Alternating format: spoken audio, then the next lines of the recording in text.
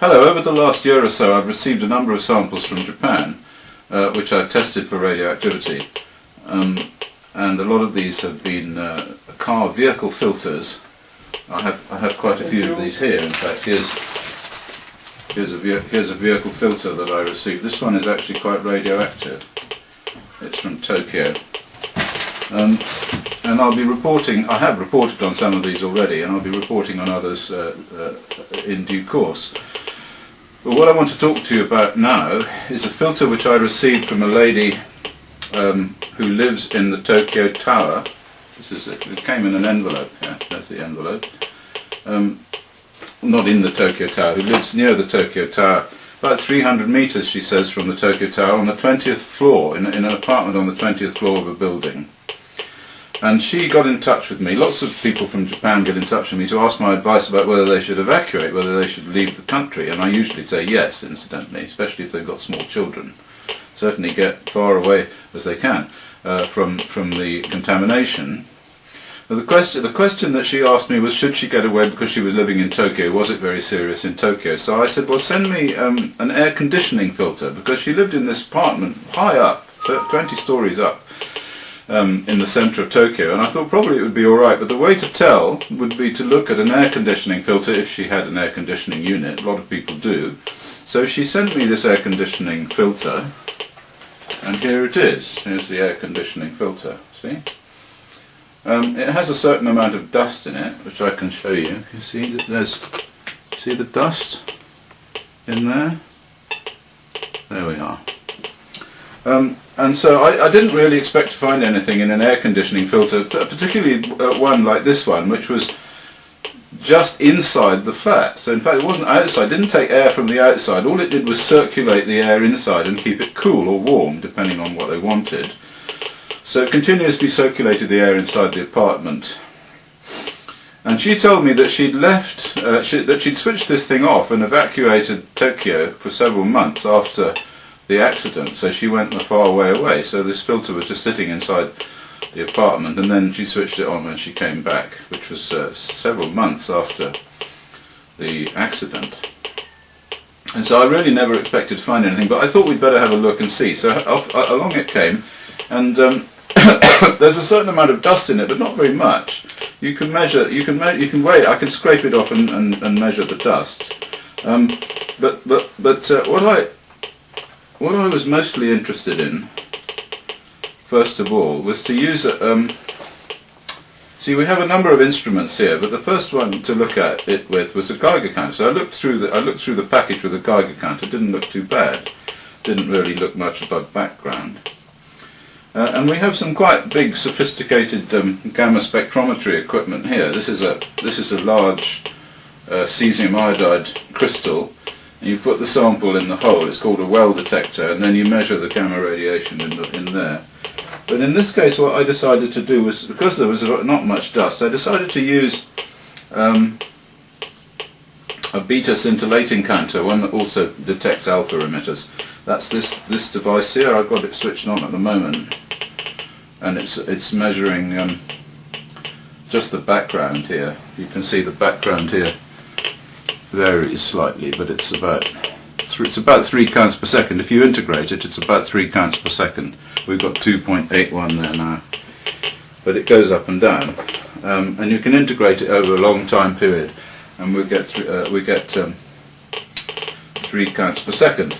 And the detector head, which I can show you here, is, where is it now? There, you can see it. You see that? That's the detector head. At the moment it's looking at a piece of paper, and so we're going to put this filter onto the piece of paper and see what we find. So I'm going to do that now, and I have to be rather careful here because this dust might well be radioactive, and in fact, actually, since I've done this already, I can tell you that it is. I mean, actually what I'm doing here is rather dangerous, but in fact, although it's dangerous, you have to recognise that a lot of people are going to be working with filters, and technicians are going to be working with filters in Tokyo, and they're not at all going to realise that these filters are extremely dangerous materials. Now let's see what we've got here.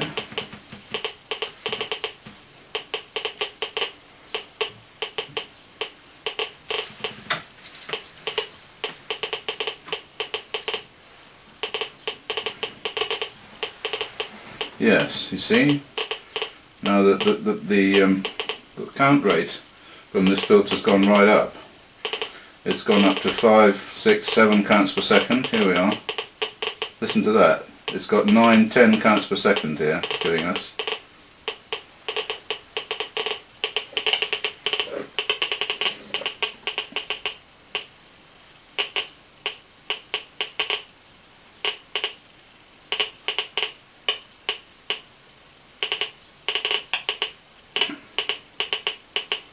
What have we got there? We've got 5 counts per second there.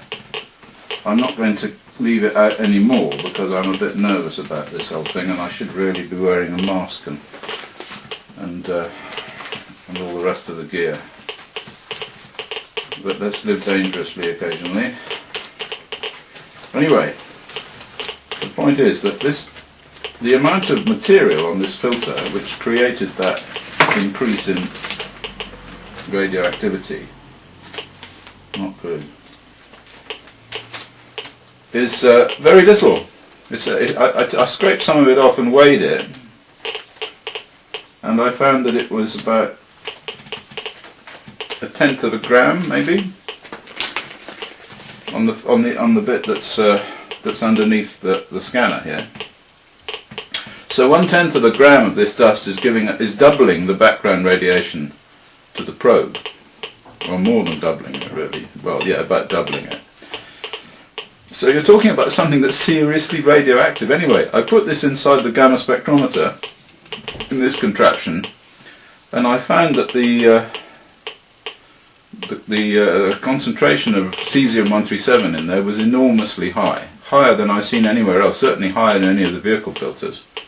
So we have a serious problem in Tokyo, and I think that's really what I wanted to say. We're talking about hundreds of thousands of becquerels per kilogram in this dust, and this is dust that was recirculated from inside somebody's apartment on the 20th floor of a building which was about 300 meters from the Tokyo Tower.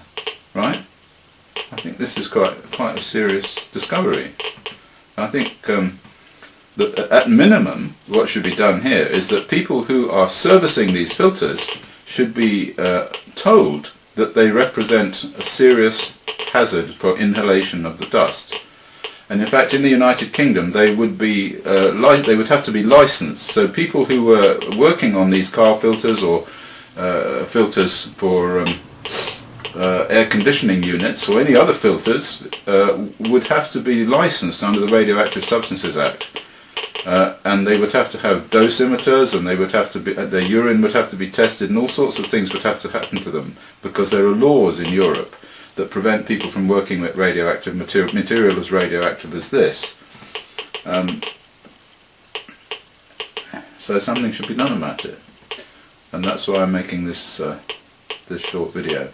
That this material is being sent at the moment to another laboratory for testing for more accurate testing as to how much radioactivity is there and what other isotopes are there which can't be detected by this equipment here, which is rather, although it's very good, it doesn't have very high resolution, so it's not able to see the minor constituents or some of the constituents that only have weak gamma signals, like for example lead-210.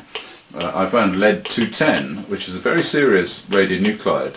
Lead has a low boiling point, and it's very likely to be in the general mix of stuff that came from Fukushima.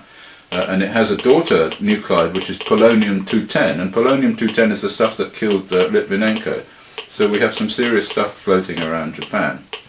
Anyway, thank you very much for listening to me, and I'll talk to you again.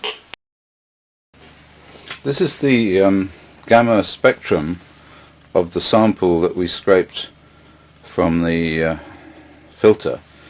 And we can now ask the program to analyze these peaks that you see, and I'll just do that.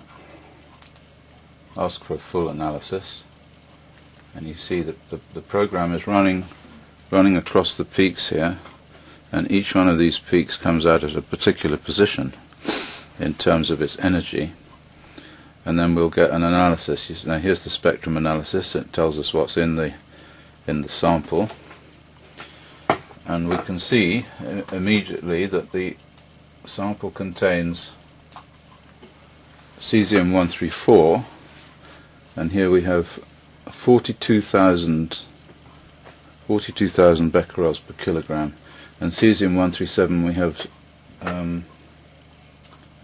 68,000 becquerels per kilogram. And also interestingly, you see here we have a lot of lead-210. Now lead-210 is a very interesting radionuclide. It's normally natural decay product of radium-226, but here we've got far too much of it. We've got 7,500 here, 7,500 becquerels per kilogram of lead-210, and that's almost certainly from the reactor, because there's no bismuth-214 there, which is what we would expect if it was natural. And also there's thorium-234. Now look at that, that's the daughter of uranium-238, so that's giving us 3,000 becquerels per kilogram of uranium-238, and there's also uranium-235. We've got 240 becquerels per kilogram of uranium-235, so far too much. Now we're going to ask this to put in the nuclides, so we'll do that. Here we are, nuclides, and it says show nuclides. Okay, so we can ask it to do that. Now we can go to any point here and look at the spectrum to see what there is, and here's the thorium-234, you see, and there's the lead-210. Let me take you a bit closer to this, and you can see how clever this stuff is. See this? So there's quite clearly lead-210, thorium-234. These are very small sample. There's thorium-234 again. Let's move across here and see what we've got. We'll go up here at this, and there's uranium-235 here. See that? Now uranium-235, that's that peak there, is telling us that we've got a lot of uranium-235. That means with the other thing we've got clearly, now there's some cesium-134. Now these are the big peaks of cesium here. Here's the big cesium-134 peak. Where is it? There. There it is, look at that, see? So that's a big cesium-134 peak there. And remember, this sample is the sample that I scraped off that filter that I showed you. There's cesium-137. There we are, cesium-137. So this technique enables us to tell exactly what it is in the sample. Very clever stuff, really. Although it does cost a bit of money, because I haven't got a machine like this. Cesium-134. And of course there are various other substances there, including natural substances. So we will have potassium-40 at 1460. Let's see if we can find that for you. There it is, potassium-40. So we know it's potassium-40 because we know where the peak is. It's at 1460. So what we can say about this sample is that what we said before is true, that the sample is extremely radioactive, the filter is extremely radioactive, and it contains high levels of uranium and lead-210 and cesium-137, all substances which are inside an apartment on the 20th floor of a block 300 meters from the Tokyo Tower. Isn't that quite something? It's quite something. Rhodium-102 we have here. This is a fission product from Fukushima. But the most serious one, the one has the U-235. I mean, these peaks are not very large, but then remember the sample is really small sample. It's just a few grams. Thorium-234. So that's our uranium peak. And there's far too much uranium there. It's about 3,000 becquerels per kilogram. It should be about 20. So this uranium is from Fukushima as well, which means that particles of uranium are floating about in central Tokyo. Scary stuff. Scary stuff.